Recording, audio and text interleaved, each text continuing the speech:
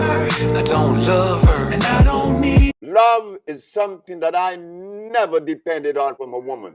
Dr. Sebi saying love is something that I never depended on from a woman. Something I never depended on from a woman. Why?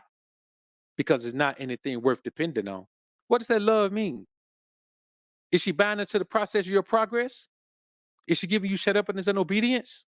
I don't even like it. Listen carefully. The thing that moves Sebi is that object on the horizon that always keeps showing up, not the love of a woman.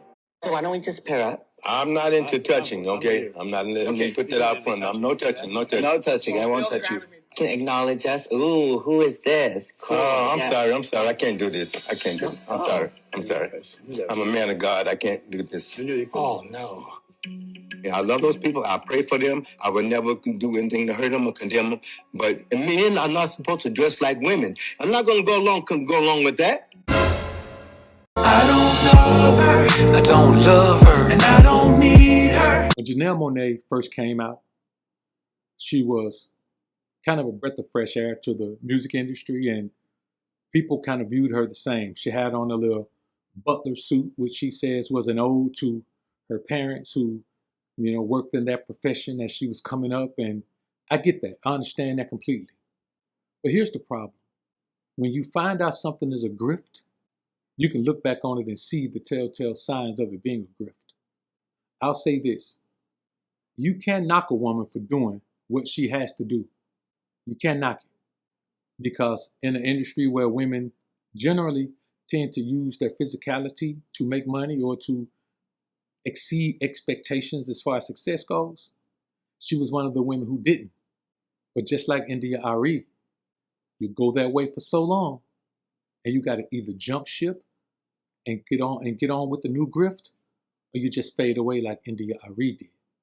Well, lo and behold, Janelle Monae has decided that not only will she jump in and do a little twerking and working and serving and swerving, she jumped right in and live at a show, pull her shirt up and expose those huge chocolate village feeders of hers. Now, I'll admit, girl got a nice rack on her. I'll admit that. But that's not the point. The point is, whatever happened to that good girl, I don't want to be judged like this. I don't want to be judged like this. I don't want to be, ostracized because of this. She waited until other women bit the bullet and took the hit that comes with that.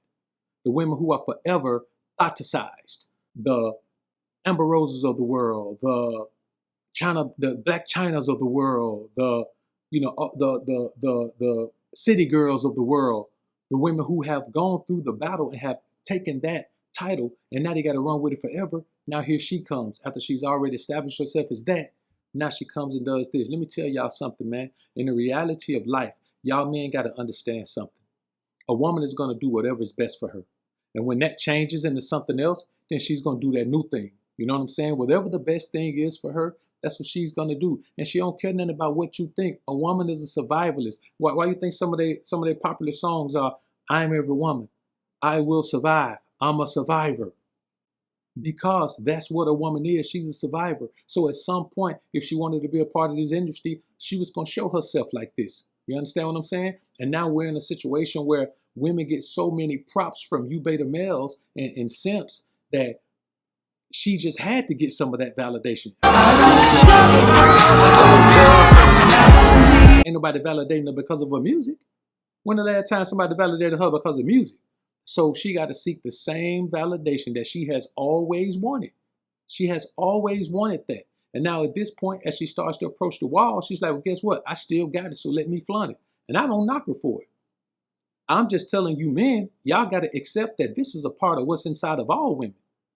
When you look at Lala, look at Lala at her age. The very moment she showed her tatas on the screen, here comes Janelle Monae showing hers.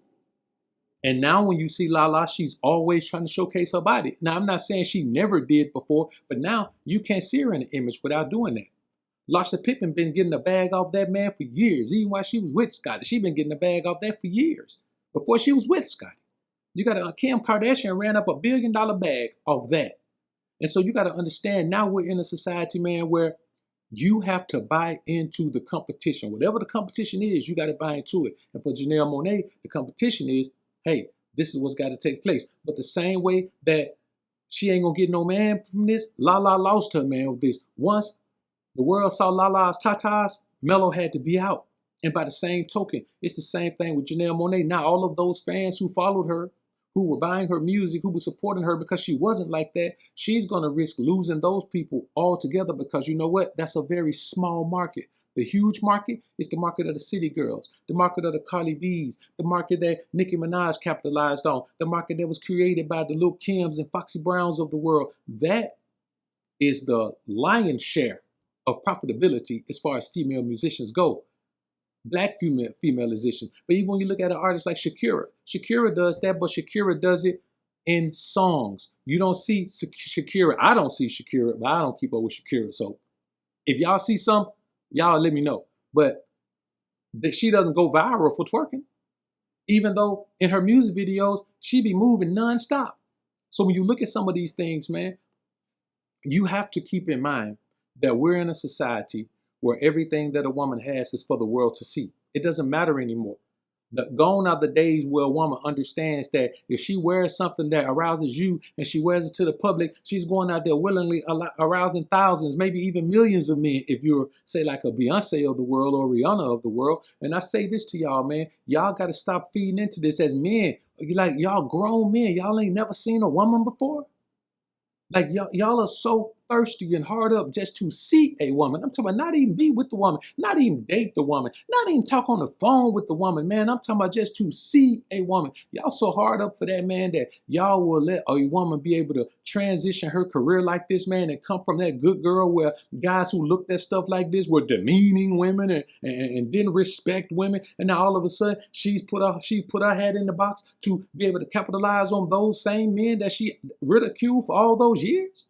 Come on, man. We have to keep in mind that as men, it is up to us to build ourselves into the version of ourselves where a woman has to show us more than physicality. And the thing is, if a woman even spiritually right, then her body ain't right either. That spirituality is a part of her being. So if you touch her, you touching that spirit. If you sleep with her, you're sleeping with that spirit. All of the things that you think you can do with a woman, man, you got to keep in mind that I want y'all men to understand, man, that no matter what you do, you got to protect you. And you can't put yourself in a situation where a woman can tell you, you this and you that, and you this and you that, because you look at women this way, and now all of a sudden that same one wants you to look at her that way. Y'all tell me where they do that at. Tell me why we supposed to go for that. Tell me why that's supposed to be okay. Tell me why we supposed to be all right with that. Tell me why that's supposed to be cool. Help me understand why we are supposed to be okay with these things. And y'all forgive me, man. If I was looking over that way, man, my camera is over there, I think. So I'm kind of looking that way. But so y'all bear with me, man. I normally don't record content on my phone, but I'm doing that today. I'm traveling. I said I wasn't going to travel with no big heavy camera, man. I had a couple of flights to catch, man, to get here. So I'm just chilling, man. Start filming tomorrow, man. And so y'all look out, man. Got a great role, great movie coming up, man. Y'all check it out, man. Role's getting bigger and bigger, and we're building up this movie portfolio, man. And you know what I'm saying? Y'all gonna see the boy BOA in some big. Just watch. So I say this to y'all, man. Be careful of the woman you have who's saying she's all good and she's all this and she don't do that and she won't do that and she thinks that's disrespectful. Because the only reason she's saying that is because it's beneficial to her, whether it's beneficial to her because you in her life, or it's beneficial to her because the job she has works better if she shines that light on herself. But deep down inside, man, this is in all of them, brothers. And I want y'all to understand that I'm not telling you it's bad. I'm not telling you it's good. I'm telling you it's true. This is in every last one of them. And you got to keep that in mind, homies. But I don't know, man. Maybe I'm being too hard on old Janelle Monae, man. These women who keep flip-flopping and going all across lines and doing all that, acting one way and then being that way for real. Maybe I'm being too hard on them. I could be exhibiting a tad bit of toxic masculinity. I don't know. I don't think so. But y'all let me know what you think in the comments. Peace.